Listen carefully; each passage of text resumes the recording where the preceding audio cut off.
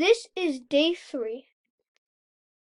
Day 3. Robot on attachment design for FLL Submerged 2024 to 2025.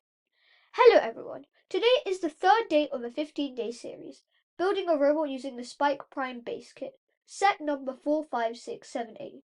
In this video, I will be explaining the robot, showing the building instructions and example attachments. Afterwards, I will give you ideas to iterate the robot and attachment design. Let's dive in. The robot in question has one ultrasonic sensor at the front for detecting objects.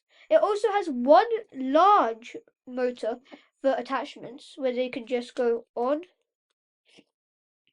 But to do that, you might also have to add a few pins here so it would hold. So, like that.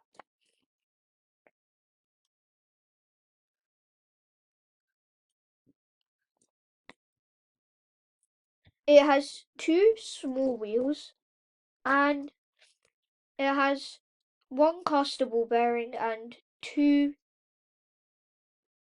small wheel type things. Thank you.